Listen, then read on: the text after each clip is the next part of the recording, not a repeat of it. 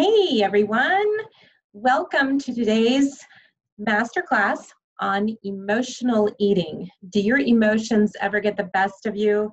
If you're feeling sad or angry or frustrated, do you turn to food? On the flip side, if you're feeling extremely happy and you want to celebrate, do you turn to food? What I want to talk about today is how to handle emotional eating when you are trying to stay on your weight loss plan. I'm Jennifer Seven. I'm the owner of Seven Company Weight Loss and Wellness Center. Let's talk about emotional eating. But before we do, I want to welcome you back and say congratulations to making it to week 7. This is week 7 of our challenge. We are winding it up. I hope you have found it to be helpful and help you on your weight loss or weight maintenance journey. I hope this has been a good program for you.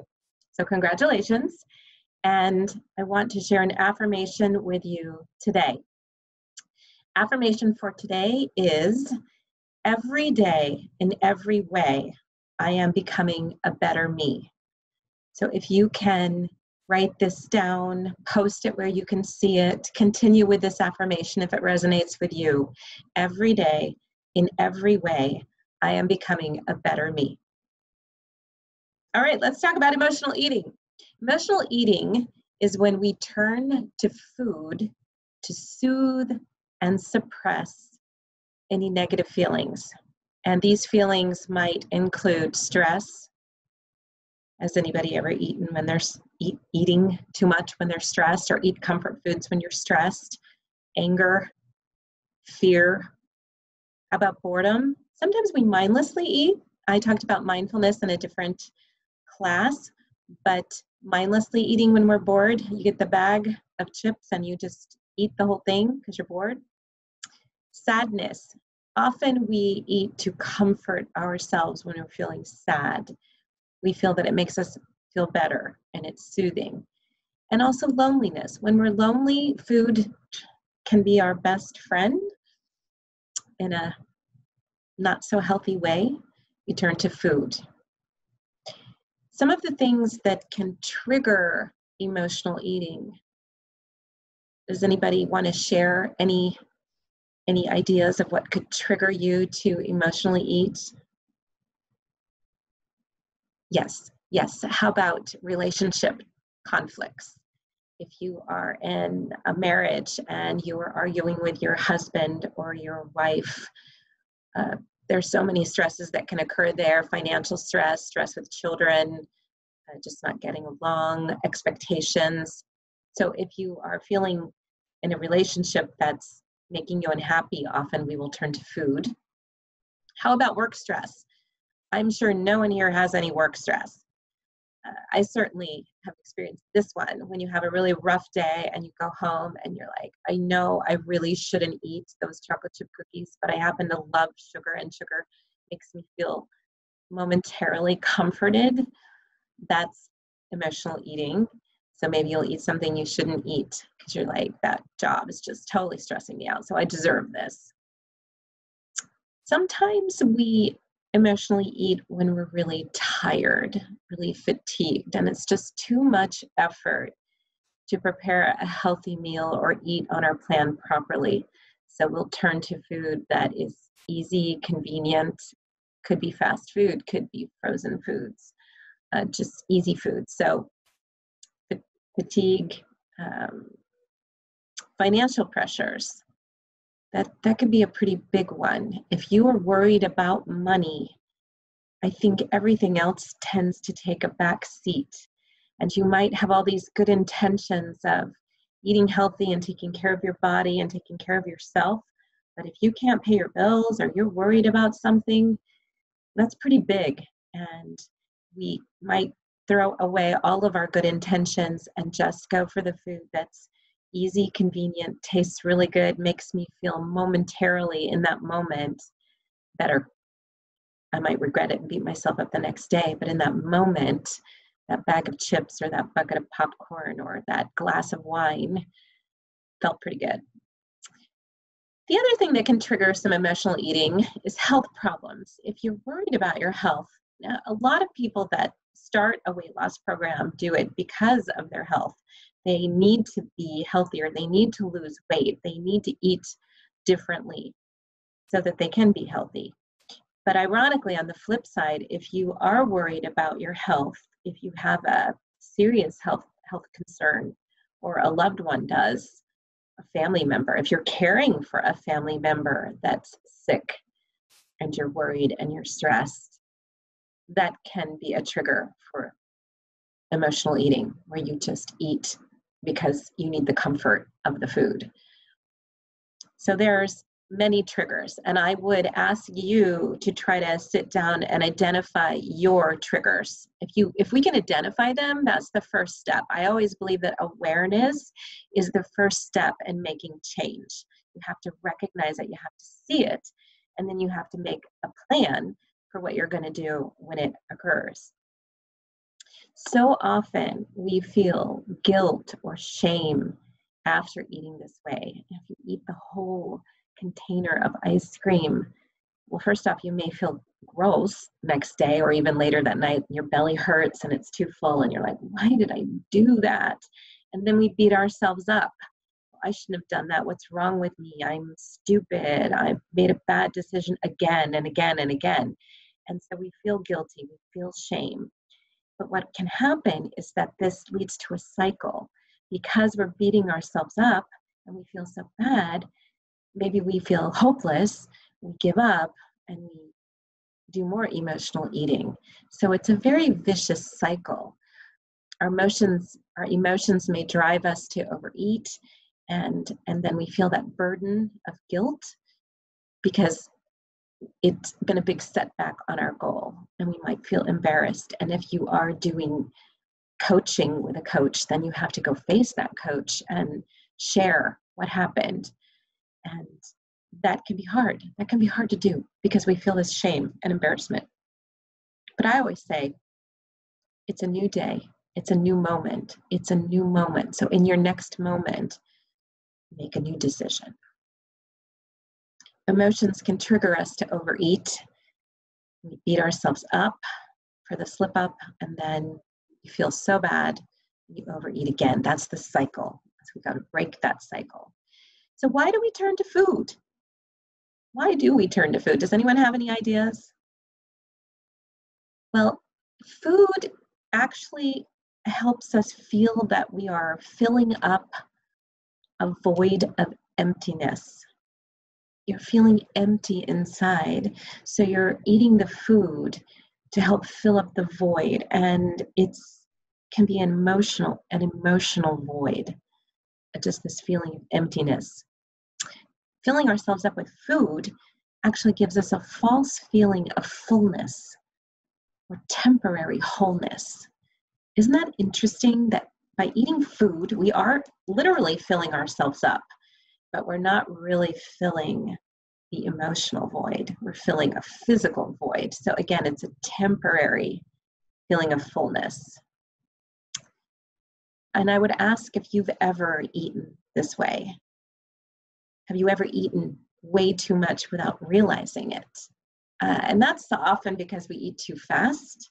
So we eat, or it just tastes so darn good and we eat it so fast. And a lot of foods that have empty calories or highly processed foods, they don't make us feel satiated. So we do still feel empty and we'll continue to eat because our body's not signaling, hey, you're full.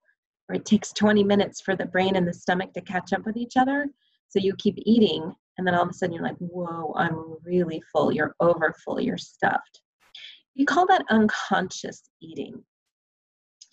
And what can happen is that emotions become so tied to your eating habits that you automatically reach for a treat whenever you're angry or stressed without actually thinking about what you're doing. And this is the lack of mindfulness. We train our bodies, we develop a habit. I'm stressed, I'm gonna go eat the bag of M&Ms because it momentarily makes me feel better. I'm angry, so I'm just gonna go have that bag of chips, or I'm just gonna go eat that burger. Heck with it, because I'm mad, or I'm sad, or I'm so stressed that I'm gonna go home and drink the wine to make myself feel better. And it becomes a habit. Food can also serve as a distraction. If you're worried about something, an upcoming event, or you're thinking about a conflict, you may focus on eating comfort food instead of dealing with a painful situation. So maybe you're in a relationship conflict and you know there's going to be a hard conversation. Often we turn to food to temporarily, momentarily comfort ourselves before we go into that situation. Or again, you could be turning to wine or alcohol because it soothes you, temporarily soothes you when you're getting into that situation. Or if you've got something coming up that is stressful, you may turn to food to be like, okay, I'm just going to eat this while I'm preparing for this big presentation I have to do, and I'm really stressed about it, so I'm just going to eat what I want because it's more important that I worry about the presentation than what I'm eating. Again, emotional eating. So we need to talk about some tips of how to deal with it, and I would love it if you all would share. And you'll have your worksheet on this class, so I would highly recommend that you go through it, identifying your triggers, what kinds of foods you turn to when you're triggered, if you have any of those going on in your life right now. And then let's think about how we can deal with it. First off, it's helpful to identify, is your hunger physical or mental? If you just ate a few hours ago and your stomach is not rumbling and you're not starving, you're probably not hungry. So it always is helpful, before you reach for the food, check in with yourself. Am I hungry, or am I just soothing myself? You know how a baby soothes themselves with their thumb or their pacifier? We may develop the habit of soothing ourselves, self-soothing with food. So are you hungry? First question. And a good way to check in with yourself is, well, if I'm hungry and you hand me a tomato, I love using this example. Here's a tomato. If you're hungry, you'll gobble the tomato. It'll be gone. If you are not hungry, but you're looking for some comfort, you will say, no, I don't want the tomato. I want a candy bar, or I want a bowl of ice cream, or I want some cookies, or I want some chocolate, or I want some potato chips. So that's a way to check in with yourself. Do you really want to eat that tomato, or do you really want ice cream and chocolate?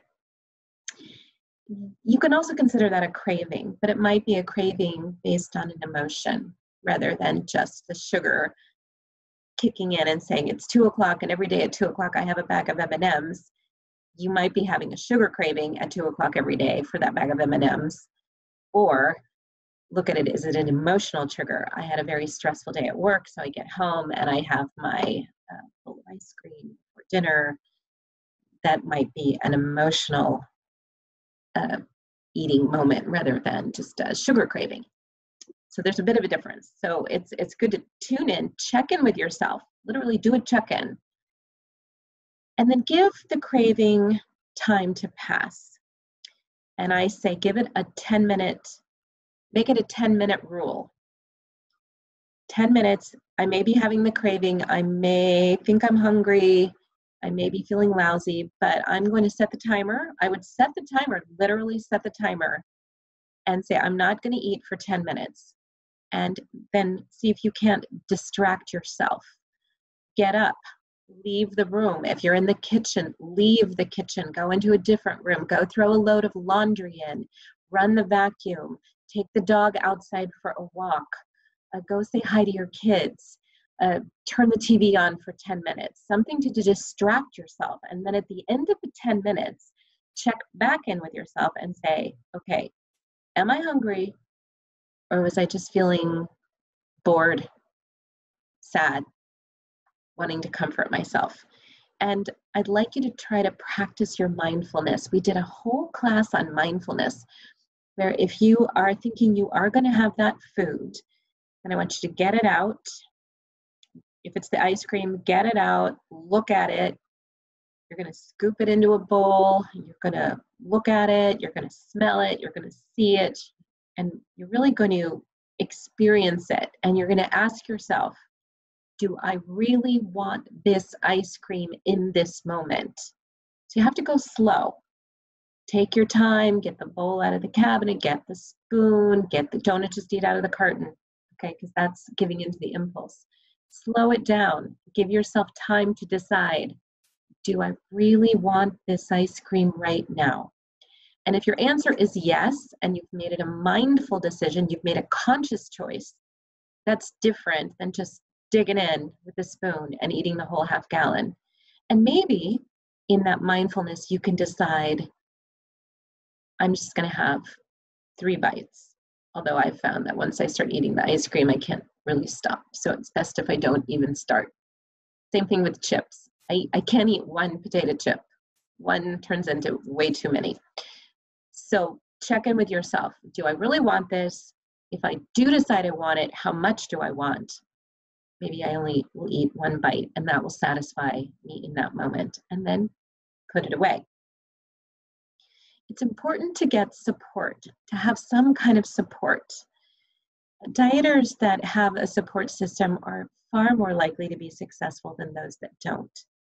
So a spouse, a family member, or even a weight loss coach can help give you support. A friend, call a friend, phone a friend when you're needing some help. And it's okay. If you talk to them ahead of time and say, look, I'm really struggling. I'm trying really hard to be healthy, but I have a tendency to eat when I'm sad. Would it be okay if I picked up the phone and called you before I dive into the ice cream? So get their permission, and then you call them or text them. That's easy enough. Hey, Susie, I'm staring at this bowl of ice cream. Help. And maybe they'll text you something or send you something funny to make you laugh, or they could send you some music, or they could pick up the phone and call you and just distract you in that moment. So you're more likely to give into emotional eating if you lack a good support network. So trying to surround yourself with some supportive people. Again, lean on your family and friends. Again, consider a support group. You are in a community right here with this group, this tune-up challenge. We have our private Facebook group full of people that want to help, that care, and that are going through the same thing that you're going on. So go on there and be like, hey, everybody, talk me off the ledge. I'm getting ready to get into the ice cream. I really don't want to. I don't want to, I'm not feeling good. Give me 2 reasons why I shouldn't. Remind me, and he would be surprised. He'll be like, you've got this, you can do this. It's worth so much more to your health than it is to dig into the ice cream. Remember your goal, remember your why, and remember your why. Go back to your why. Why are you doing this? Remember the wedding dress or the bridesmaid's dress that you need to get into, or the trip you're going on, or it's the holidays, you want to look and feel good, you want to be in the family photos. Whatever your why is, go back to it. I want to tell you, have that why out everywhere and go back to the feeling of it. There is Overeaters Anonymous, so that is a support group that you can look into that might be able to help you if you feel that you aren't getting the support that you need from family and friends. Of course, remember, you have a weight loss coach, and you have a nice support group right here at 7 Company. Let's talk about fighting boredom. Boredom is where you just mindlessly eat because you're bored. Have you ever done that on a snowy day? You're just like, oh, home watching movies. I'm not really hungry, but it seems like a good day to make brownies. That can be boring or boredom. Eating caused by boredom is what I'm trying to say. So think about what some of your favorite pastimes are. If you are a person who tends to binge in front of the TV, tell yourself that you're not allowed to eat in front of the TV. It's a rule. You have to get up, you have to go sit at the table or sit at the counter. You cannot eat in front of the TV. You can't eat while you're on the phone, because if we're eating while we're on the phone, we tend to not be paying attention to what we're eating. We're just talking, listening, eating, and we can easily overeat. So make that a rule. You're not going to eat while you're on the phone. It's also not very fun for the person you're talking to if you're chewing and munching in their ear. So remember that. Focus on your food, every bite. Remember, that's practicing your mindfulness. I'm going to focus on it. I'm going to look at it. I'm going to take appropriate spoonfuls or forkfuls. I'm going to chew it, and I'm going to swallow it before I put the next bite in my mouth. So slow down. Smell it, taste it, look at it.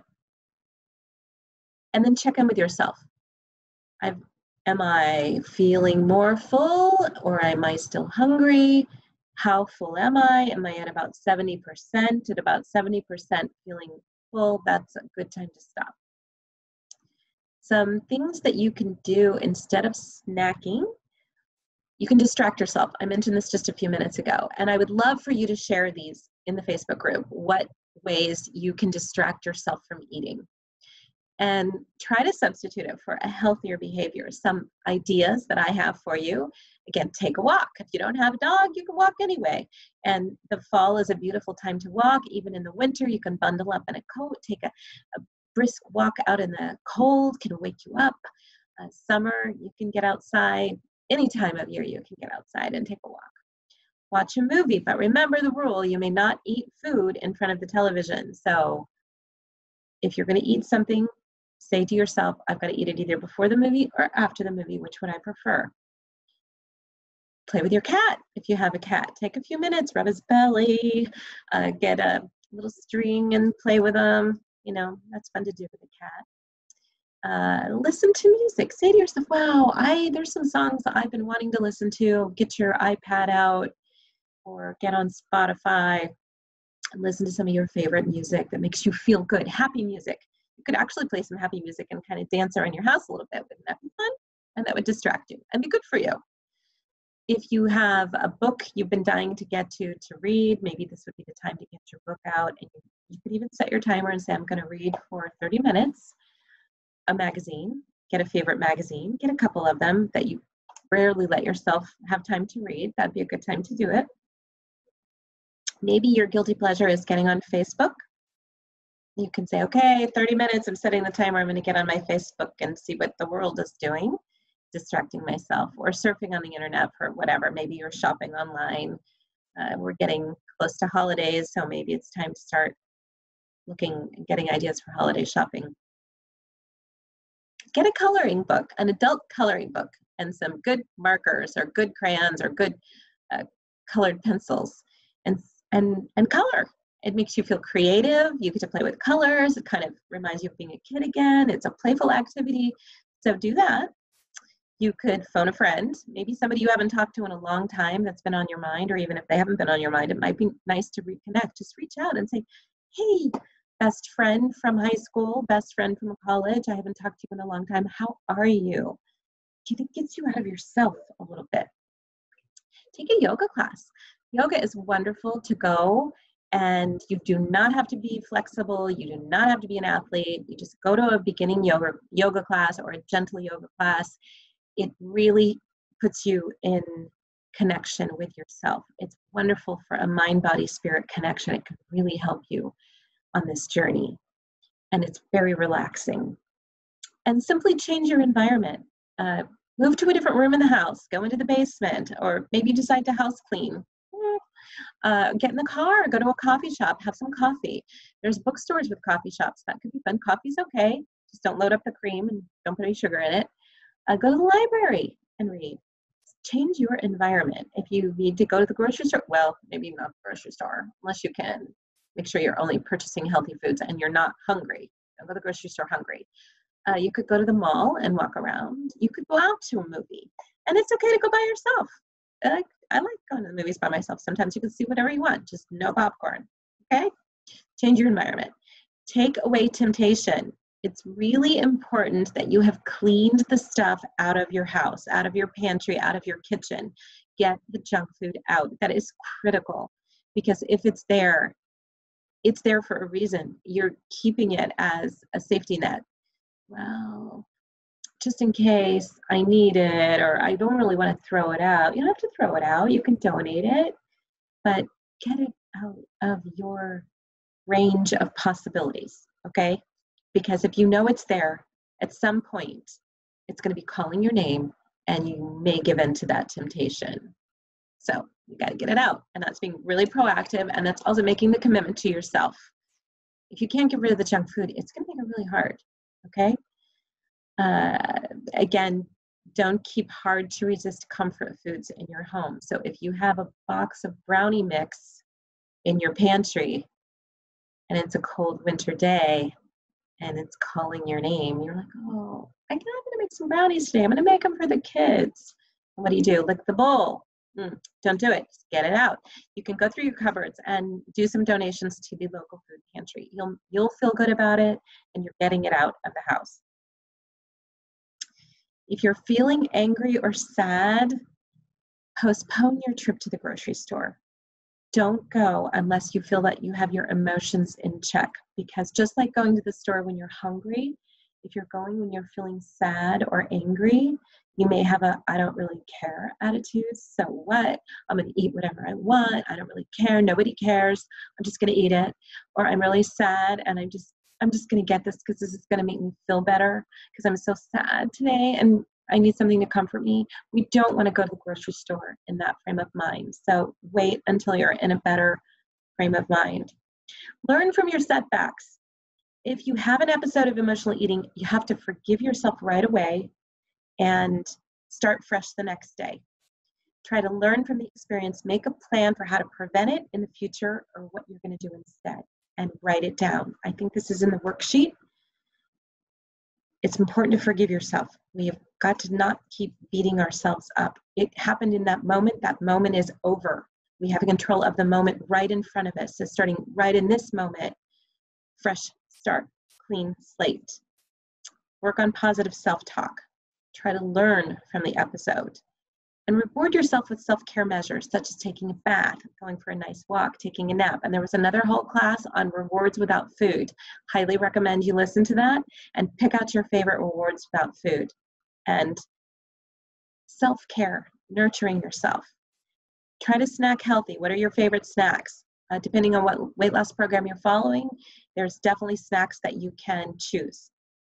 If you feel the need to eat between meals, make sure you're choosing a good snack. There's a lot of unlimited vegetables that you can have, like cucumbers and all kinds of things. So pick out your top 5. Maybe you always have some of the top 5 in your refrigerator. It's better to indulge in an extra protein food rather than a junk food. You could take a protein bar, cut it up into little pieces, put it in the freezer, and if you must have an extra, you can use the little pieces. That'll slow you down. It's frozen. It'll slow you down. You can't gobble it down. The chips, you could take the bag of protein chips, measure them out, have a half a bag rather than a whole bag. These are reasonable things you can do. I already mentioned eat the extra veggies. You can use Walden Farms dip, which is not going to mess you up, with some veggies. You could use the water enhancers because they'll help you feel more full. And you could take a water enhancer like the orange, tangerine, and you don't need much of it. And then you pour the sparkling water in and it's bubbly and fizzy and tastes really good. Or you can make a slushie with it. Throw it in a blender with ice and do that. You could try our branched chain amino acids. They're very, very filling. It's a drink, but it will make you feel more full. The orange drink and the peach mango protein drinks are really excellent choices, very low in carbs, almost no carbs, and good protein. You could make popsicles out of them if you wanted. You could make gummies out of the gelatin products that we have here. That's kind of fun. And also add spices to your food. Curry, cinnamon, ginger. They're great for satisfying your cravings, and they're good for you. They're good for you. Write down your feelings in a journal. How are you feeling? Note how you're feeling when you eat and how hungry you really are. You may begin to see a pattern. I felt sad today, so I ate brownies. I felt angry today, so I drank 3 glasses of wine. Whatever it is. And then if you're seeing the pattern, you can start to see how you could shift it a little bit. But you, again, as I mentioned earlier, you have to tune in. You have to be aware of yourself. Awareness is the first key to change. You can't change something if you don't know that you're doing it or that it exists. So start with awareness. And what I want to say to you to come to a close on this session is that just take it one meal at a time, one day at a time, 1 week at a time. Really break it down. Don't project too far in the future. You can only control the moment right here in front of you. And that's part of mindfulness. You can't change the past. The past is the past. Let it go. And you can't predict the future. We spend so much time planning for the future. All you can control is this moment right here. So let's focus in on this moment. Again, don't regret what happened in the past, or you can, but let it go. Let it go. Forgive yourself. That's over. That's done. Right here, right now is a new moment, a new start, fresh start. And don't worry too much about the future because you can't control it. You can only control what you're doing right now. So I want to challenge you to continue with either trying to lose weight or just maintaining where you're at right now. We have our next program starting next week. I challenge you to do the worksheet and share it with your coach. It's thought-provoking. It'll be good for you and help you on this journey. And if you could share some of your tips about how you deal with emotional eating. Do you recognize it, first off? What are some things that you can do to distract yourself? And maybe you could share an example of when it comes upon you, what you did to change the outcome. I think everyone would love to hear the stories. Everybody struggles with the same things, and they need ideas, and they need to know, okay, you went through it, you got through it. How did you get through it? Oh, maybe I can try that. And it's so reassuring to know that you're not alone in all of this. So whatever you can do to help others is just a great thing. So thanks again for being part of our program, for being on this masterclass on emotional eating. And I look forward to working with all of you on another program. Thank you so much.